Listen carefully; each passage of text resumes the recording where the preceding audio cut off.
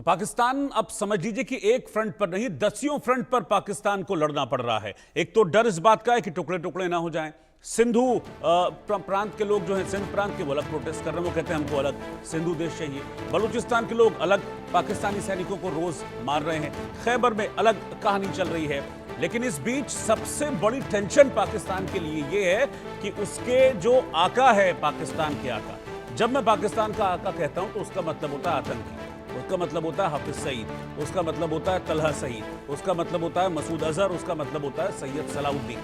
अपने इन आकाओं को लेकर पाकिस्तान की इस वक्त टेंशन है। आप ये समझ लीजिए कि पाकिस्तान में इस वक्त ये हालत है कि पाकिस्तान के वजीर आजम और पाकिस्तान के नए नए फील्ड मार्शल जो बने हैं ना, ये मौलाना मुनीर, इनसे भी ज्यादा सुरक्षा इन आतंकियों के आकाओं को दी जाती है। लेकिन इसके बावजूद कोई है जो इन आतंकियों को ठोक रहा है, जो इन आतंकियों को मार रहा है, और इसीलिए अब टेंशन है, डर है जान जाने का। हाफिज सईद के मन में भी, मसूद अजहर के दिल में भी, और सैयद सलाउद्दीन समेत न जाने ऐसे कितने आतंकी हैं, सबके मन में डर सता रहा है कि कितने आतंकी मारे गए हैं। कहीं ऐसा तो नहीं कि अगला नंबर हाफिज का हो, अगला नंबर मौलाना मसूद अजहर का हो, या अगला नंबर सैयद सलाउद्दीन का हो। तो पाकिस्तान में इस वक्त लश्कर तैयबा के बुरे दिन जारी। लाहौर में आतंकी आमिर हमजा पर अटैक हुआ है। लश्कर का आतंकी है आमिर हमजा, जो कि इस अटैक में जख्मी हुआ है। जख्मी हमजा लाहौर के अस्पताल में भर्ती कराया गया है। लश्कर का सह संस्थापक है आमिर हमजा। आतंकी हाफिज सईद का बेहद करीबी भी है आमिर। मुंबई हमले में इसकी बड़ी भूमिका थी, शामिल था आमिर हमजा। लेकिन अब देखिए कैसे, बिल्कुल कहते हैं ना कि अपनी आखिरी सांसें गिन रहा है। इसको गोलियां मारी गई हैं, कोई ठोक रहा है चुन चुनकर पाकिस्तान में इन आतंकियों को। और ऐसे एक नहीं है, लंबी चौड़ी लिस्ट है ऐसे आतंकियों की जो लगातार पाकिस्तान में मारे जा रहे हैं, इन्हें मौत के घाट उतारा जा रहा है। और खास बात यह है कि जितने आतंकी हाल फिलहाल में मारे गए हैं पाकिस्तान में, उनका सबका करीबी कनेक्शन हाफिज सईद से है। किसी ना किसी तरीके से उनका कनेक्शन हाफिज सईद से जुड़ता है। तो 100 से ज्यादा आतंकियों का सफाया हुआ है, और ये सब आतंकी हाफिज सईद के चेले चपाटे थे। अब जब चेले चपाटे मर रहे हैं हाफिज के, तो उसे भी डर लग रहा है कि कहीं ऐसा तो नहीं कि अगला नंबर मेरा है, अगली बार मुझे ढेर कर दिया जाए। पिछले कुछ अबू कताल मारा गया, जब अबू कताल मारा गया था तो उस वक्त इस तरह की खबर आई थी कि हाफिज सईद भी साथ में था। उस अटैक में हाफिज सईद बच गया। उसके बाद अभी हमजा के ऊपर अटैक हुआ है। हमजा से पहले सैफुल्लाह को वहां मौत के घाट उतार दिया गया था। तो अपने करीबी लोगों को, जो जिनसे वो घेरा रहता था, उनको मरता देखकर इस वक्त हाफिज सईद भी बेहद दहशत में है, टेरर में है, खौफ में है। ये वो आतंक का आका है जिसने आतंक फैलाया कई मुल्कों में दुनिया के, लेकिन अब उसी आतंक से ये डर रहा है।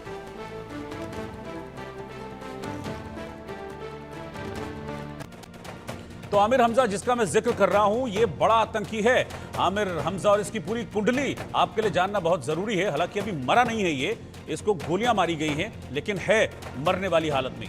आपको इसकी कुंडली में बताता हूं। अमेरिका ने 2012 में इसे ग्लोबल टेररिस्ट घोषित किया था आमिर हमजा को।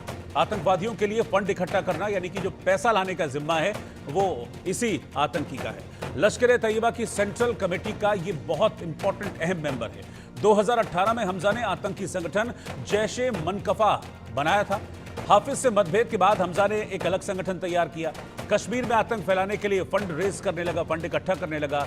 लश्कर का सह संस्थापक, को फाउंडर है आमिर हमजा। आप इसी से समझ सकते हैं कि कितना करीबी है ये हाफिज सईद का, बड़ा करीबी इसको माना जाता है। मुंबई हमलों में भी आतंकी आमिर हमजा शामिल था, लेकिन इस पर अटैक हुआ, और इस अटैक में अब ये अपनी आखिरी सांसें गिन रहा है आमिर हमजा। आप समझ लीजिए कि मुंबई हमले का मास्टरमाइंड हाफिज सईद, लेकिन उस मास्टरमाइंड के साथ जो और कई ब्रेन्स चल रहे थे और कई माइंड चल रहे थे, उन्हीं में से एक शैतानी दिमाग इसी आमिर हमजा का भी था, जिसको कल ऑलमोस्ट ठोक दिया था अज्ञात ने। क्योंकि वहां तो जो आतंकी मारे जा रहे हैं, वो अज्ञात की गोली का ही शिकार हो रहे हैं। फिर चाहे वो अबू कताल हो, फिर चाहे वो सैफुल्लाह हो, या फिर अब ये आमिर हमजा हो, या इससे पहले जितने भी हाफिज के करीबी मारे गए हैं, वो किसी अज्ञात के निशाने पर हैं। और ये अज्ञात जो है, ये इन आतंकियों को इनकी 72 हुरों के पास पहुंचा रहा है। इसके बारे में और मैं अगर आपको बताऊं तो हिंदुस्तान का मोस्ट वांटेड जो आतंकी है इस वक्त खौफ में है। कौन है मोस्ट वांटेड आतंकी? आप सब जानते हैं, मैं बात कर रहा हूं हाफिज सईद की। लश्कर सरगना हाफिज सईद को इस वक्त मौत का डर सता रहा है। किस तरीके से वो डर में है, दहशत में है, इस पर मैं आगे बात करूंगा। लेकिन आमिर हमजा और न जाने कितने आतंकी अभी हाल फिलहाल में मारे गए हैं, इसने ये बताया है कि कोई है जो इन आतंकियों के पीछे पड़ा है और इन आतंकियों का यही इलाज सही भी है, यही हो भी रहा है इनका सही इलाज। संजीव श्रीवास्तव हैं मेरे साथ, जो लगातार साथ में बने हैं।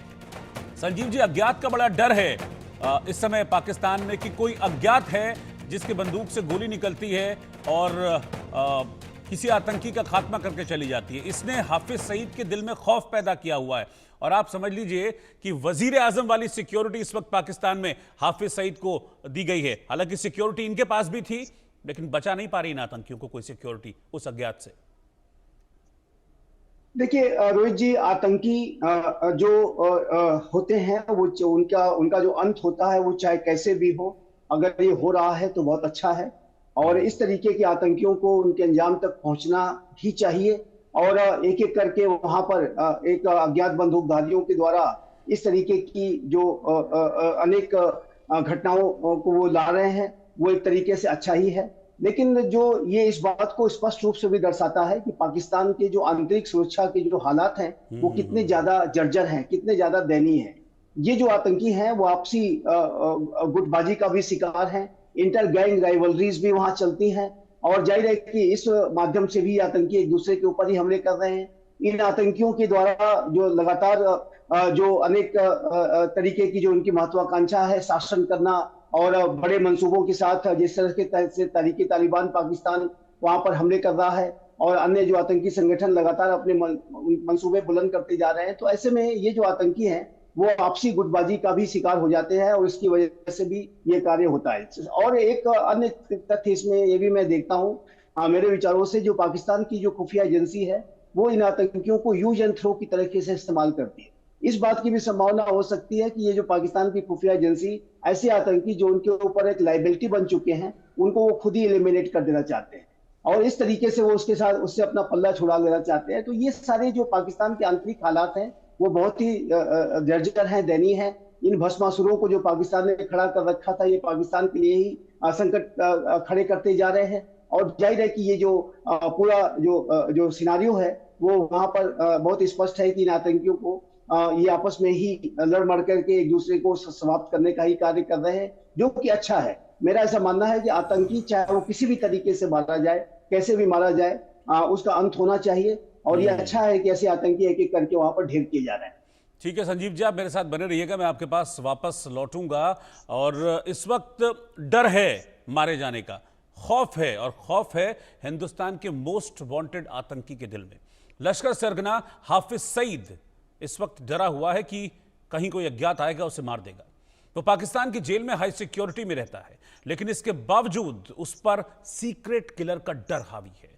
ये दहशत इसलिए क्योंकि पाकिस्तान में सीक्रेट किलर हाफिज के सभी करीबियों को एक एक कर ढेर कर रहा है।